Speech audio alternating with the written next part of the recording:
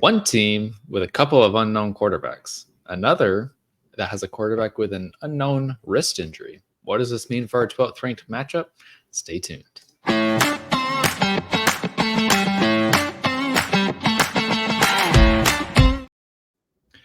Welcome to Summer School Club Fantasy's best ball podcast, streaming exclusively on YouTube. I am your host, Austin Amandolia. Here, as always, with me is Matt Record. This is another CRAM session focused on a Week 17 matchup. Don't forget to like and subscribe so you get to see coverage of every single Week 17 matchup from Club Fantasy. As I said, we're discussing our 12th ranked game.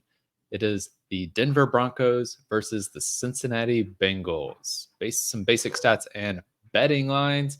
The over-under for this matchup is 45.5 points. That ranks 7th out of the 16 games happening this week. Cincinnati are a whopping 8-point favorite for this game, 8-point home favorite at that. The combined week 15 and 16 total for these two teams is 179. That ranks 11th out of 16. So not a huge over-under for their game, not a huge over-under for their week 15 and 16 matchups.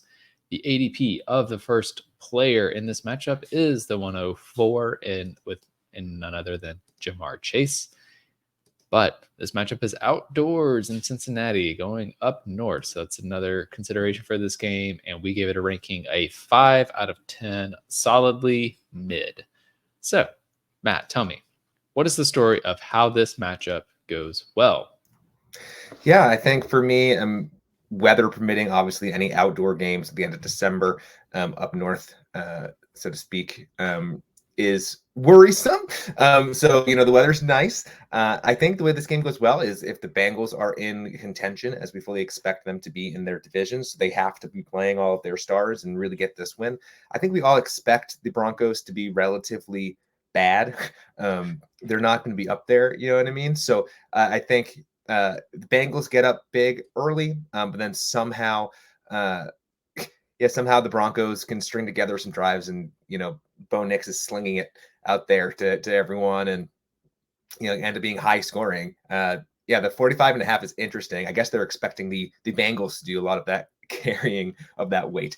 I think so too. I think, and I agree that one of the ways that this goes well is we get a Denver Broncos defense that played the Miami Dolphins last year. We just get a slogfest on one side of the ball, and the Bengals are just slinging it all over the yard. And then somehow the Denver Broncos are going to have play some catch up. But how does this matchup go poorly? What do you see as the negative story about this matchup? Yeah, I mean, I think weather goes bad. I think the Broncos can be so bad that the Bengals sort of go up, big early, and then you kind of just go into we're going to run the ball mode, which is, again, great for some players. You just hope that you get the one player that scored the touchdowns. But I think there is a real chance that it's a blowout early, and then maybe we're looking forward to the playoffs, and, we start resting some people later in the second half. Yeah, I'm going to take this in a little bit of a different direction than what we typically do. I'm going to say the way that this matchup goes bad is if these teams just don't hit their ceiling throughout the season, and it doesn't even end up mattering. You don't even get to week 17 with these games. I think that is actually a risk with this matchup, as it is with any matchup, but it feels a little bit more pronounced here. If you buy into the Broncos too much, it feels like there's a good chance they're just not great again this year, and it takes another year for Sean Payton to get this offense where he wants it to be. And I still feel some unknown with Joe Burrow and his wrist injury. It was an unprecedented injury he had. We don't know how chronic that's going to be. So there's some risk baked inside of this matchup that things could go poorly, just even before you get to week 17. But I'm still going to draft these players because some of these ADPs are just incredible. So Matt, tell me your favorite stacks and correlations in this matchup. Yeah, so I really have been enjoying targeting, Bronco wide receivers because they're almost free. Like, you're looking at Cortland Sutton, he's coming off the board as wide receiver 50. He is maybe the de facto wide receiver 1 there in Denver. They're playing football. Someone has to catch balls from presumably Bo Nix. But so that's the other half of the stack, because Bo Nix is going off the board as QB 29. We talked about this in our longer episode about QBs, but I love drafting 2 of the top, 15 QBs, kind of relying on them. And then, like, in the later rounds, drafting one of these freebies who, you get like a free stack. So looking at like Cortland Sutton and a Bo Nix stack for like almost nothing. It's delicious. Yeah, I think that's great. For me, one of the stacks that is super enticing, and it always is, but this year just especially, is taking Jamar Chase, T. Higgins, and Joe Burrow. And the thing is, last year, if you wanted to do this, you just couldn't do it because Jamar Chase and T. Higgins were both first, second round picks, and it was just not possible to get both of them. And then to try and get Joe Burrow was a challenge, but they are spread out this year. Jamar Chase, like we said, he's the 103. T. Higgins is down in the 4th round, and Joe Burrow's all the way down to the 7th round. So it's very easy to stack those three and just get the top elite, most productive players in that Bengals offense. I just can't stop on Javonte Williams on the Broncos side. I love bringing back Cincinnati Bengals players with Javonte Williams because I'm blocking out all the noise. I think he's going to play. I think he's going to have a pivotal role. He's bouncing back from the ACL. I'm not worried about it. I love the value there and correlating him with those Bengals players. So, who is your best value at ADP?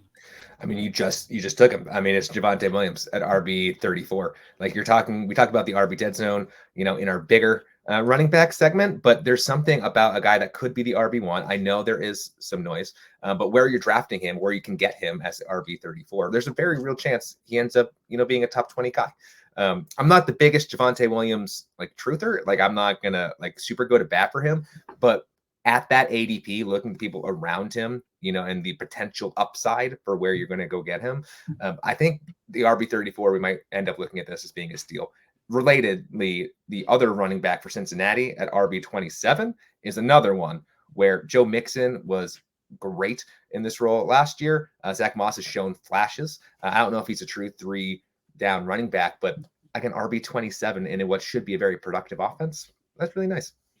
Yeah, I love the running backs on both sides of the ball here.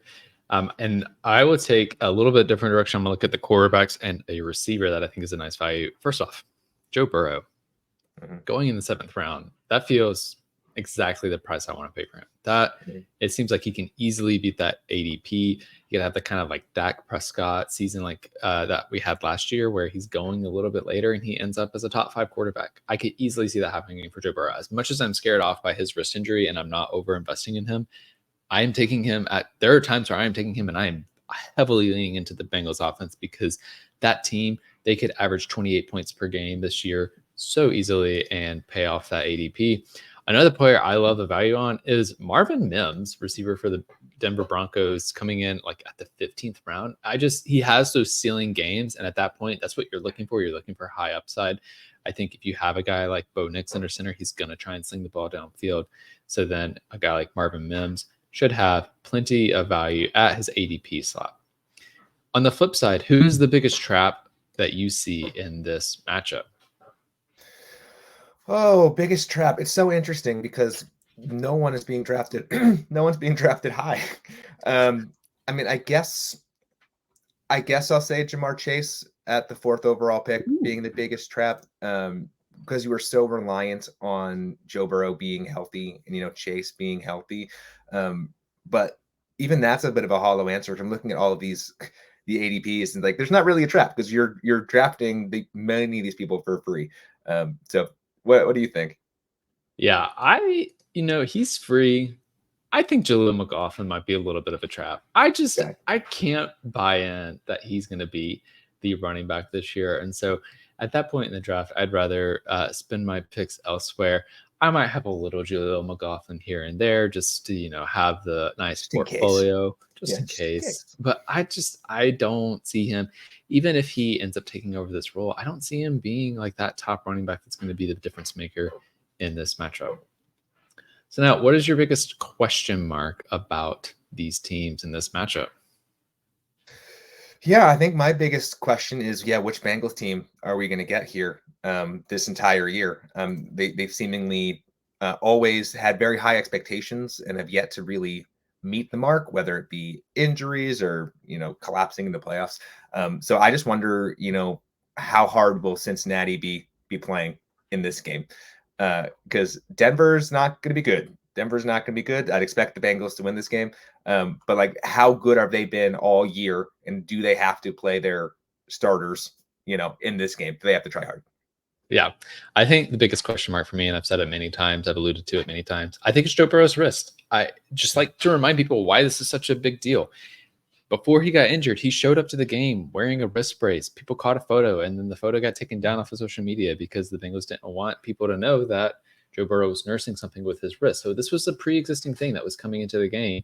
And then in that game, he just threw the ball, and he said he heard a pop in his wrist.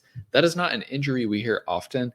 And the wrist, his throwing wrist at that, is probably one of the most important aspects of his body as a quarterback. Hi, dog. And I am concerned because I've never seen an injury like that. So I want to know what that's going to look like and if this is going to be a chronic condition or just a one-off deal. So some other teams to target. First off, Denver plays Indianapolis and the Los Angeles Chargers in weeks 15 and 16, two teams that have potential high ceilings but aren't great. And then Cincinnati plays the Tennessee Titans and Cleveland in weeks 15 and 16. They have some tough defenses in there, I imagine. So a little nervous about those. But that is going to be all for this episode. Before you go, don't forget to hit subscribe, turn on those notifications. Look out for our next episode where we break down our 11th favorite week 17 matchup. But for Matt Record, I'm Austin Amandolia. This has been Summer School. And until next time, remember, defense wins championships, offense wins fantasy football, and best ball wins money. See you next time.